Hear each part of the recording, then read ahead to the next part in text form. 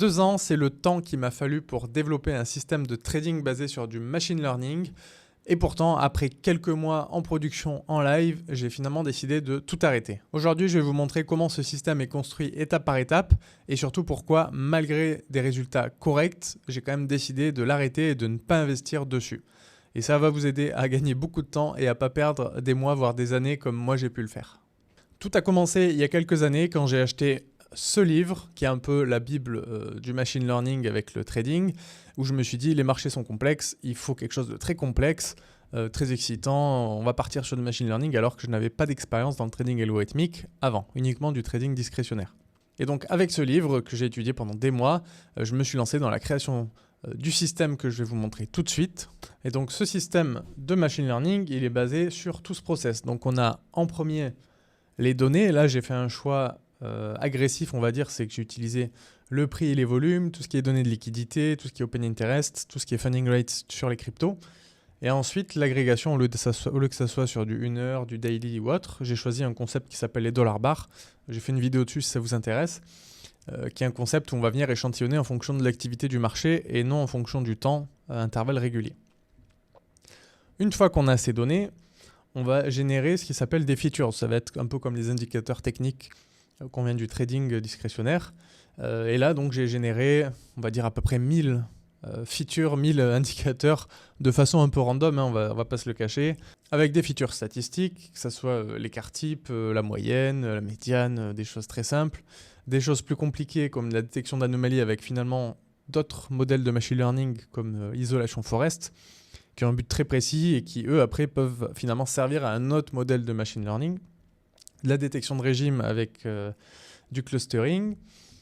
Donc une fois qu'on a tous nos indicateurs, il va falloir générer les targets. Les targets, ça va être la cible, la consigne un peu que va devoir apprendre et nous prédire plus tard le modèle de machine learning. Donc moi, il faut savoir que j'ai utilisé une technique qu'il y a dans le livre là, de Lopez de Prado qui s'appelle du meta-labeling. En fait, on ne cherche pas à prédire le prix. En fait, on va utiliser un modèle primaire. Par exemple, là, j'ai mis les bandes de Bollinger.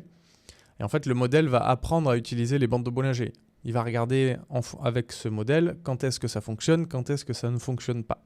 Donc une fois qu'on a tous nos indicateurs, nos features et la target, ce que doit apprendre le modèle de machine learning, il va falloir faire ce qu'on appelle de la sélection de features. Parce que si vous donnez 1000 entrées au modèle de machine learning, ça va être de l'overfitting, ça ne va pas marcher, ça sera le bazar, il n'y a rien de magique. Malgré ce qu'on pourrait voir sur Internet et ce que j'ai pu croire au début, dans toutes ces technos, il n'y a rien de magique. Si vous ne préparez pas les données correctement et que vous ne présélectionnez pas correctement, il n'y aura rien de bon en sortie. Donc pour faire de la sélection de features, il y a plusieurs techniques qui existent, que vous avez sûrement déjà dû voir sur Internet, comme Select from Model si on est sur des arbres. On peut avoir SHAP qui est, on va dire, issu de la théorie des jeux pour nous sélectionner des features. Et aussi, on va dire, du clustering, si vous avez par exemple 1000 indicateurs, mais qu'en fait, dans les 1000, vous avez des groupes de 30 indicateurs qui sont corrélés, en fait, il vaut mieux les regrouper entre eux et après choisir le meilleur que donner 30 indicateurs qui disent la même chose, ça va juste ajouter du bruit. Donc une fois qu'on a ces features qui ont été sélectionnées, on va entraîner un modèle sur la période d'entraînement avec plusieurs techniques. Là, j'ai essayé plusieurs modèles, que ce soit du boosting, des simples régressions linéaires, en ajoutant des poids à vos trades. Les exemples qu'on a, un trade qui fait 1%, il doit être moins important qu'un trade qui fait 10%. Que ce soit un gain ou une perte, le modèle il doit apporter plus d'attention aux trades qui ont un impact plus fort. Une fois qu'on a notre modèle qui a été entraîné, on va calibrer la sortie, parce que vous avez une sortie, donc là c'est de la classification qui va dire le trade est bon ou il n'est pas bon, et vous avez une probabilité associée. Nous on attend entre 0 et 1 pour après dire si notre position, on va la prendre ou pas, est-ce qu'on la prend à 20%, est-ce qu'on la prend à 80%, etc. Et ensuite, pour finir, on va prédire donc sur les données out of sample, donc tout ce qui n'a pas été vu pendant l'entraînement, on va prédire la sortie pour pouvoir finalement trader et évaluer, voir si notre système fonctionne. Et ensuite, une fois qu'on a ces prédictions, on va les évaluer. Donc on a une partie plutôt machine learning, on va regarder les learning curves, ça nous permet de voir s'il y a de l'overfitting ou pas côté machine learning par exemple. Et une fois que le machine learning est OK, on va regarder côté financier, nous ce qui nous arrange, le Sharpe ratio, la performance, le drawdown, tout ça. Pour vous montrer la tête des performances, j'ai extrait donc ce système. Pour le mettre en production, j'utilise Nautilus Trader. Et donc j'ai extrait donc, du backtest de ce système. Donc voilà, on a l'equity curve ici avec le compte. Il faut savoir que voilà, la partie de backtest avec les données, on va dire qu'on ne va pas considérer parce que c'est des données d'entraînement, on ne peut pas vraiment évaluer là-dessus. C'est en gros jusqu'à avril 2025. Après, moi j'ai lancé le système dans cette zone-là, et en fait, là où je vous dis que j'ai arrêté, c'est en fait, vous voyez ce plat où il ne s'est rien passé. En fait, c'est le moment où j'ai arrêté parce qu'il ne se passait rien, donc je pensais que mon système ne marchait pas. Vu que c'est une grosse boîte noire de machine learning, en fait, vous ne savez pas forcément pourquoi il n'y a pas de trade. C'est pas comme si vous aviez un indicateur simple où vous pouvez analyser. Et du coup, j'ai décidé d'arrêter. Bon, en fait, je pense que même si j'avais tenu encore un peu quelques mois, j'aurais arrêté parce que là, en fait, limite de avril, mai, de mai à novembre, il ne se passe rien. Et on voit qu'on, même là où ça a capturé de la perf, on est vraiment sur un événement très spécifique. Et en fait, c'est peut-être de l'overfitting ou en tout cas quelque chose qui ne me donne pas confiance à investir avec ça. Donc voilà le système que j'ai mis en place ces dernières années. Et le problème, c'est que ça a fonctionné, mais ça ne s'est pas passé comme prévu, vous vous en doutez. Et ça pour plusieurs raisons. La première raison, ça va être tout ce qui est infrastructure. Parce que là, on l'a vu dans les données, j'ai pris énormément de sources différentes. Pour créer des dollars bars, j'étais en 1 minute. Et dès qu'on commence à être sur 50 instruments, 50 cryptos en l'occurrence, ça fait beaucoup de données. Et ces données-là, vous pouvez les télécharger en historique pour faire des backtests, il n'y a pas de souci. Mais le problème, c'est que quand vous voulez lancer un backtest, par exemple lundi, si vos indicateurs ils remontent sur un mois, il va falloir télécharger ces un mois de données jusqu'à vraiment le moment où vous allez lancer pour pouvoir lancer votre algorithme. Sinon, il faudra attendre un mois pour que ça ait toutes les données pour se lancer. Et le problème, c'est que les API des exchanges, vous ne pouvez pas télécharger autant de données aussi rapidement. En fait, c'est moi qui ai dû justement collecter les données. Donc, j'ai dû créer des petits logiciels pour aller récupérer toutes les données sur Binance en live, maintenir une base de données moi-même à côté pour que j'ai aucune limitation dès qu'en fait j'ai besoin de lancer un algo de trading qui a besoin de beaucoup de données pour se lancer tout de suite. Ensuite, il y a la partie maintenance. Il y a plusieurs modèles de machine learning qui sont entraînés sur un range de dates. En fait, ça, il faut le mettre à jour, je sais pas, par exemple, tous les 6 mois, tous les ans, et contrôler, en fait, est-ce que le modèle continue à performer, est-ce qu'il classifie moins bien qu'avant. Enfin, il y a toute cette logique qui est assez complexe finalement à gérer une fois qu'on est en live. Et pour finir, je dirais que c'est la robustesse. J'ai pas calculé dans mon exemple le nombre de paramètres qui existent, mais il y a énormément de paramètres, il y a plusieurs modèles de machine learning, et en fait ça en fait un système qui est super intellectuellement, qui est génial, mais en fait qui est assez fragile. Donc c'est pas très robuste. Des tests de robustesse, ils sont c'est un peu borderline, et en fait ça fait que moi j'ai aucune confiance pour investir dans ce système.